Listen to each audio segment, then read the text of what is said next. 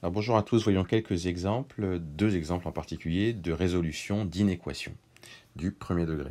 Alors premier exemple, alors globalement on va résoudre ces inéquations du premier degré comme on résout une équation du premier degré.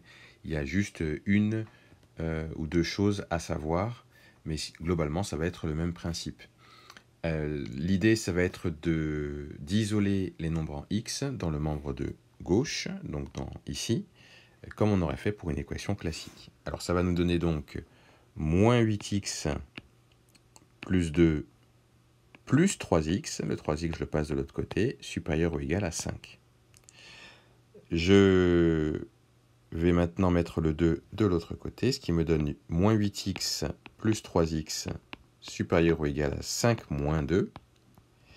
Et donc ça me fait moins 8x plus 5x, c'est-à-dire moins 5x, supérieur ou égal à 3.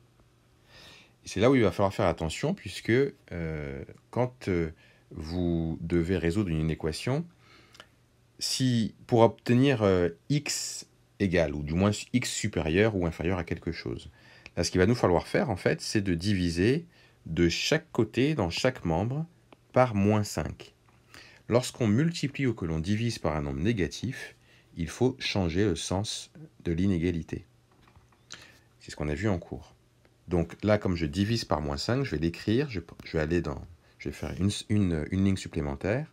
Ça va me donner moins 5x divisé par moins 5.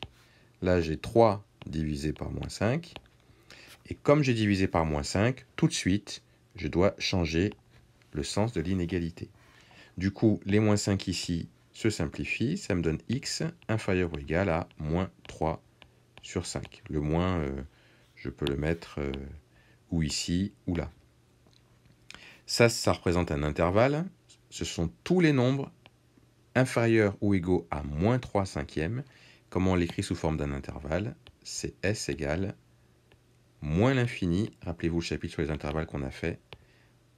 Moins l'infini, moins 3 cinquièmes. Moins 3 cinquièmes, c'est inclus dans les solutions, puisque j'ai inférieur ou égal. Voilà pour le premier exemple, pour résoudre cette inéquation du premier degré. Alors, considérons donc maintenant un deuxième exemple. On a x plus 5 sur 4 inférieur strictement à 2x moins 3 sur 5.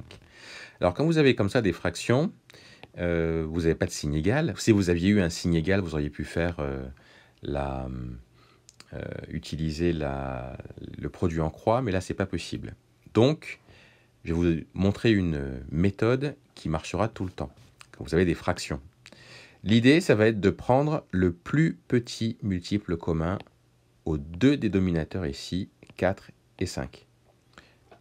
Plus petit multiple commun, c'est-à-dire qu'un nombre qui serait à la fois dans la table de 4 et dans la table de 5, mais vous prenez le plus petit possible. Eh bien, le nombre le plus petit possible, ce serait 20. 20 est dans la table de 4 et 20 est dans la table de 5. Donc, ce que vous allez faire, en fait, c'est de multiplier les deux membres de l'inégalité par 20. Donc, par le plus petit multiple commun. Ou par un multiple commun tout court, mais le plus petit, c'est mieux. Et en fait, là, ça va vous permettre de simplifier des choses. Pourquoi? Bien parce que là, vous allez pouvoir calculer 20 divisé par 4. Et 20 divisé par 4, ça fait combien? Ça fait 5. Donc, en fait, j'ai 5. Alors, je vais peut-être l'écrire en blanc. 5 multiplié par, et il reste simplement le x plus 5. Puisque le 4, je l'ai divisé par le 20. 20 fois ça divisé par 4, ça veut dire en gros que le 20 est divisé par 4. Là, c'est pareil, même principe. Le 20, il va être divisé par 5. Donc là, j'ai inférieur à 20 divisé par 5, ça donne 4. Du coup, le 4, je ne vais pas le mettre derrière, je vais le mettre devant. 4, et je mets les parenthèses. 4 facteur de 2x moins 3. J'ai multiplié par le plus petit multiple commun. Et là, je peux développer. Ça me fait 5 fois x, ça fait 5x. 5 fois 5, ça fait 25. Inférieur à 4 fois 2x, ça donne 8x. Et 4 fois moins 3, ça fait moins 12. Ensuite, on va isoler les nombres en x. Donc le 5x et le 8x, on va le mettre dans le même membre et le 25 et le moins 12 dans le même membre. Donc, le 8x, je le passe de l'autre côté, ça me fait 5x plus 25 moins 8x inférieur à moins 12. Maintenant, c'est le 25 que je passe de l'autre côté. 5x moins 8x inférieur à moins 12 moins 25. Et là, on calcule ce que ça donne. 5x moins 8x, ça fait moins 3x. Inférieur à moins 12 moins 25, ça fait moins 37. Et là, on fait attention, puisque pour avoir x tout seul, il va falloir que l'on divise par moins 3 dans chaque membre. Et quand on divise par moins 3 dans chaque membre, il faut changer le sens de l'inégalité parce qu'on divise par un nombre négatif.